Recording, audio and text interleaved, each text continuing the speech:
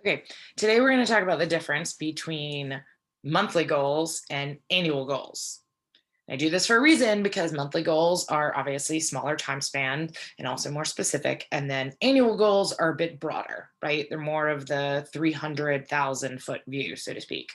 So everybody's talking about goal setting. Yes, we know this. And yes, you need to do it if you want to continually see progress forward in your business or overall in your life. Because personally, I think it's really good for us to set goals in general. So we have things that we're working towards. And when we get stuck or frustrated or just total down on the crapper, you have a way to get your head back out of it because there's something that you're focused on achieving. So when we talk about monthly goals, we are talking about SMART goals. What I mean by SMART is that they should be specific, measurable, achievable, relevant to what you're doing in life, and time bound. We always put a deadline on it. This is why I like talking about, like, for January, let's say that you have a monthly goal for January and it is going to be to write blog posts. All right, well, that's very vague. But if we say there are 3 blog posts and we want them done by January 20th, we have given it a measurable amount. We believe that 3 is realistic for the amount of time that we have to spend on this. And it is time bound because we gave it a deadline. The benefit of having goals in this way is that if we just were to say, well, I want to write more blog posts in January, more is so relative. So when clients get in the way or life gets in the way, what is more? Is more one more or is more seven more? If you really want to feel like you've achieved something, which only begets further achievement, right? And feel like you've accomplished something, because we know that mindset and positivity really factor into it, we need to make sure that we have a way to gauge where we are on that. Now, I'm going to show you a spreadsheet that I like using for goals, because when we do this, we want to make sure that we also are tracking our roadblocks. So here we go. So this is our normal goal setting sheet here at DCM, and you have the status, goal, time estimate, right? How long do we think it's going to be to actually do this? Of course, the date completed, because that is always a fantastic thing. The roadblocks, right? What is it, if you missed the goal, what is it that prevented you from getting there? Okay, this is really important. It is how we learn going forwards. So before you set your annual goals or your January goals, you want to look back at the previous month and find out, what were the roadblocks to the goals I'd set before.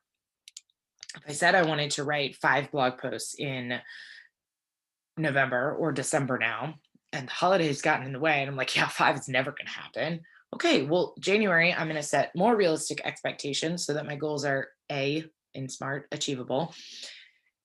And I'm going to realize next December, I need to set a smaller goal because the holidays get in the way and time gets a little away from me. And I like to close at the end of the year. 10,000 different reasons, right? But the goal with all of this, goal, is to set ourselves up for success, not for stress. So when it comes to monthly goals, we're going to be very specific. We're going to be measurable. We're going to estimate how long it's going to take us, right? So this is like your deadline section. And then any notes, I think, is important over here. Status, of course, can drop down between in progress, completed, and moving it to next month, because sometimes shit gets in the way, and that's fine. And it is totally okay to push something to next month. You just don't want to be pushing everything to next month. Now, super exciting part, annual goals. Okay, so going into the year, how are these different? Best part, they don't have to be SMART. And that's in all the ways. That's the acronym as well as just in life, right? So what you want here is the big picture.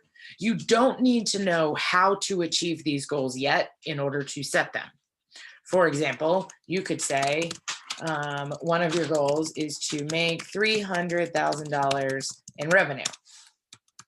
And you want that, which I should have put in, you don't even have to have the time estimate, but it's annual. So I think we're going to assume is by the end of the year. You don't have to know how to do that yet. That just has to be, this is the big picture driving force. One of my own from last year, of course, run a marathon. Had no idea how I was going to do it. No clue. Didn't have the training plan when I set this idea. I was just like, I think I can do it. The key was figuring out how, of course, but that came later, right? What you need is a goal that is big enough and interesting enough and maybe a little bit scary, but that in the bottom of your gut, you're like, I'm willing to put in the effort to achieve this because I want it. Marathon.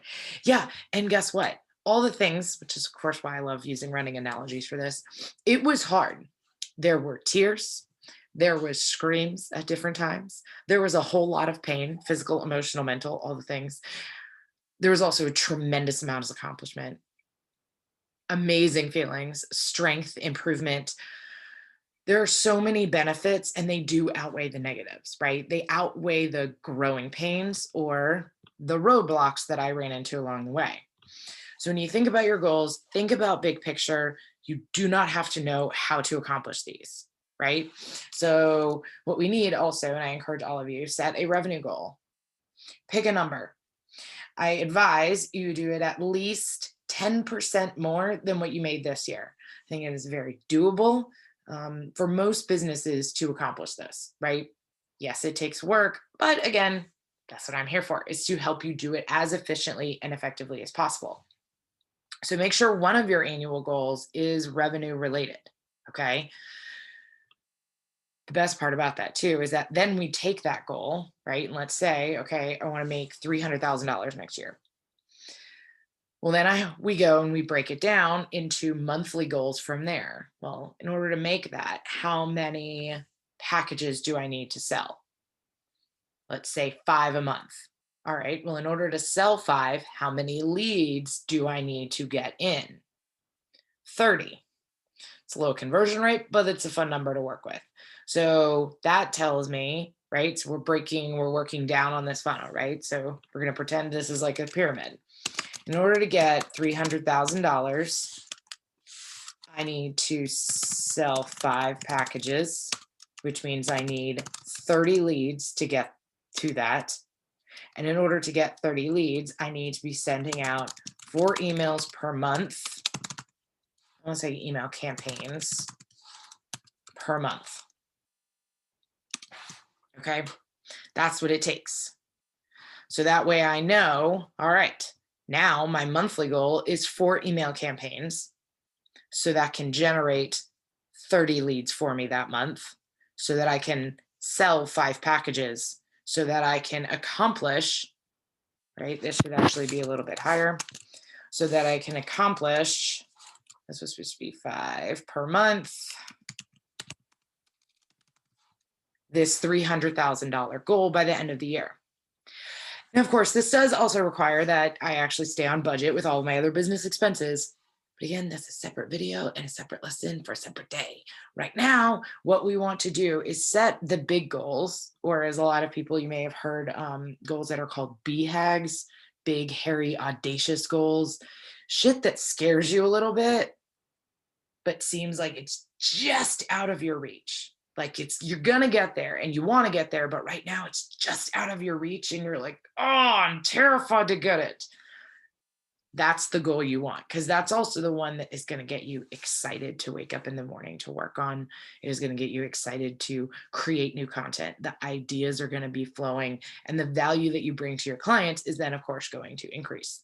Clients, readers, whoever your target market is for this, right?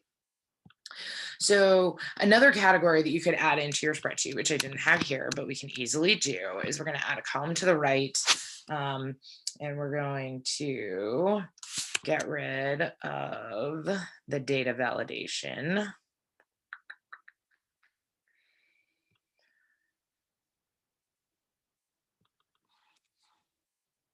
Okay, remove validation. That's what I wanted to do.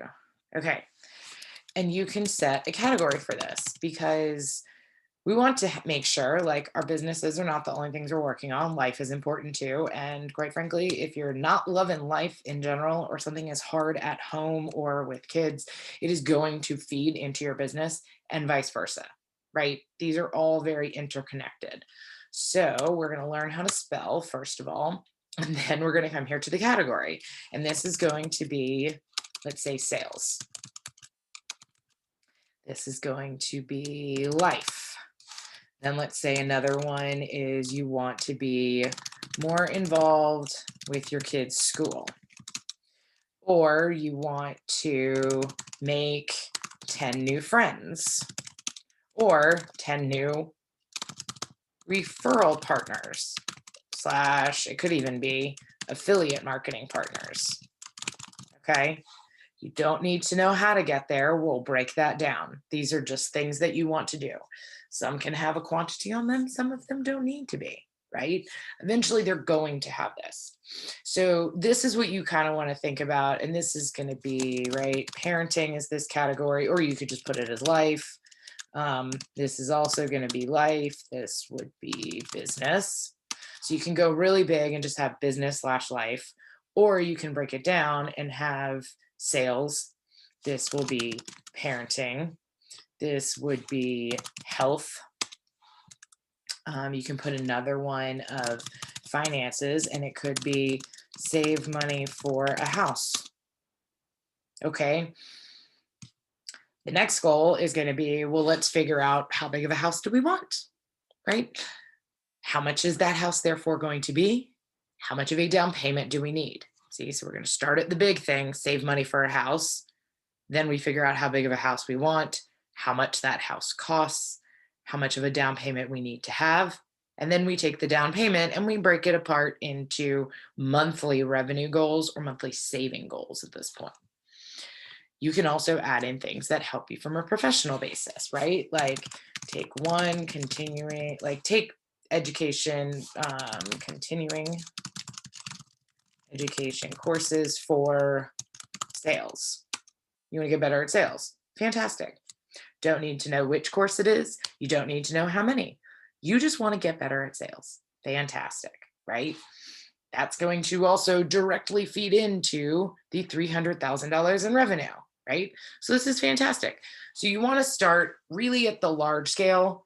When we come back and we set January goals together, we will be able to break these apart into more manageable slices throughout the month. And that's where you'll get even more specific. Um, I do kind of think it'd be good to have some type of goal here, like make 10 new friends as opposed to just make new friends.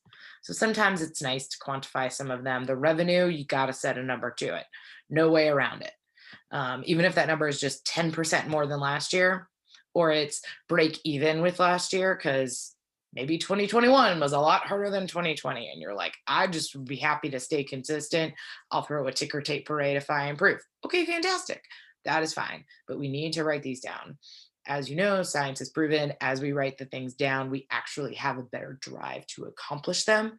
When you will do the things, even when it's hard, you will continue to do the things that you know are going to get you to that goal. And the rest of us will be here to encourage you and guide you along the way.